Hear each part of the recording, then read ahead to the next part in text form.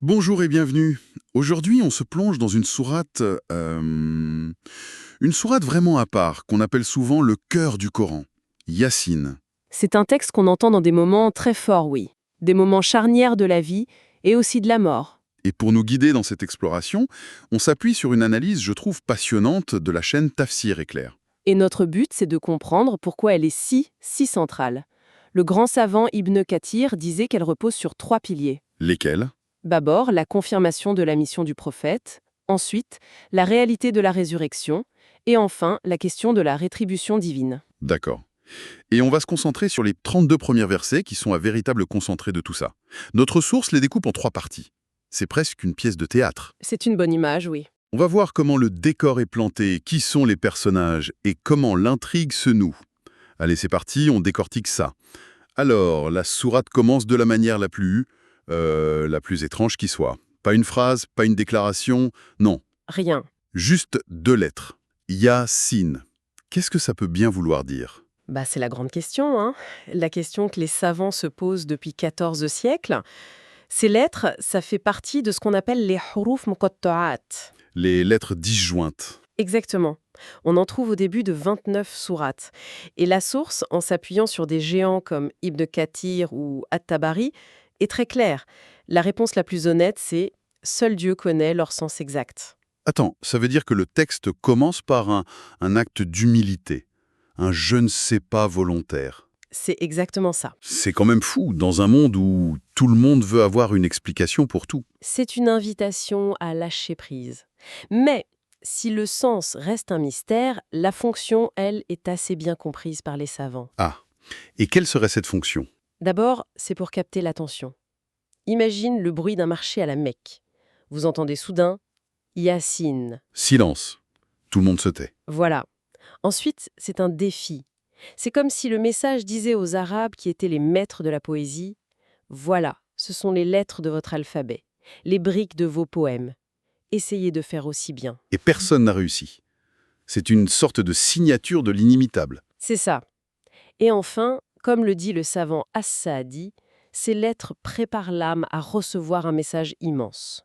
C'est un peu comme le silence juste avant l'orage. Et l'orage arrive, juste après, au verset 2. C'est un serment, par le Coran plein de sagesse. Alors pourquoi jurer par le Coran lui-même? Quand Dieu jure par quelque chose, c'est pour en souligner la grandeur. Et le terme utilisé ici, Al-Hakim, il est très fort.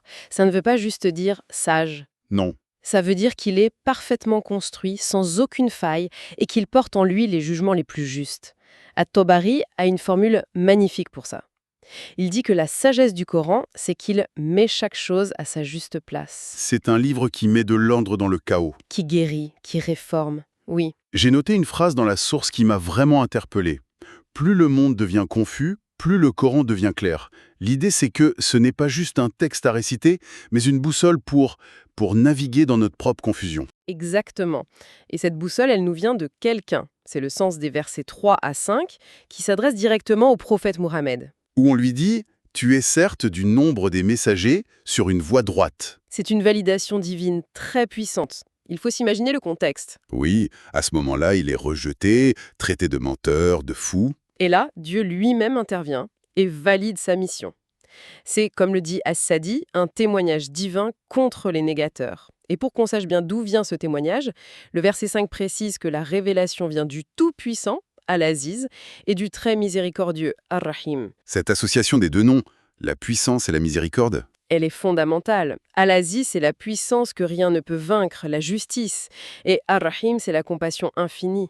Le message n'est donc ni tyrannique, ni laxiste. C'est l'équilibre parfait entre les deux. donc ces 5 premiers versets, c'est vraiment le socle. L'humilité face au mystère, la confiance dans la sagesse et l'assurance de la vérité du message. C'est une base solide. Et il fallait bien poser cette base, parce que juste après cette lumière, le texte nous fait basculer, Le ton change radicalement. totalement. On passe à l'opposé, l'obscurité de ceux qui choisissent de ne pas voir. Oui, les versets 6 et 7 parlent d'un peuple insouciant, Rafiloun. Et ils disent que pour la plupart, la parole s'est réalisée.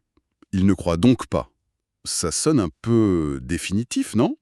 Comme si le jugement était déjà tombé? C'est un point très important et souvent mal compris. Ibn Kathir explique que Rafiloun, ce ne sont pas juste des ignorants. Ce sont des gens complètement absorbés par le matériel, par leur quotidien. Déconnecté. Voilà.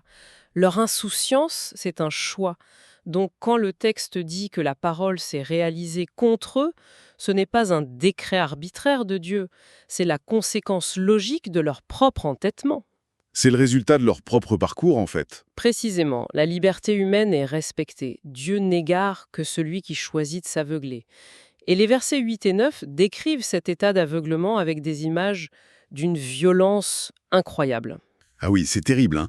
Nous avons mis des carcans à leur cou, qui les forcent à garder la tête haute, et puis il y a cette barrière devant eux, et une barrière derrière eux, et un voile qui les enveloppe. C'est l'image d'une prison. Une prison spirituelle, oui. Et je comprends que ça puisse sonner déterministe. On pourrait se dire, si c'est Dieu qui met les barrières, où est leur responsabilité? C'est exactement la question que je me posais. Comment les commentateurs classiques gèrent ça?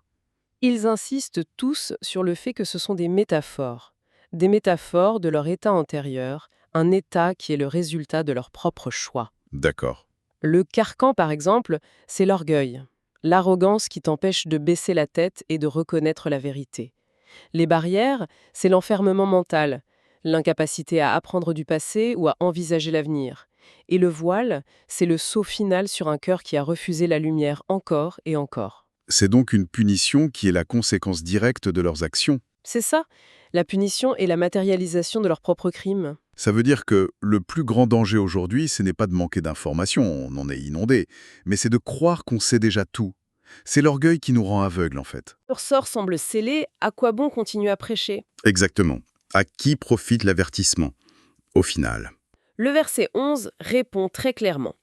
Tu n'avertis en vérité que celui qui suit le rappel et craint le tout miséricordieux en secret. L'avertissement, il n'est utile que pour les cœurs vivants.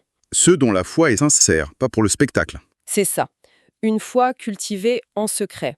Et on arrive au verset 12, qui est vertigineux. C'est nous qui redonnons la vie aux morts et nous écrivons ce qu'ils ont fait et leurs traces.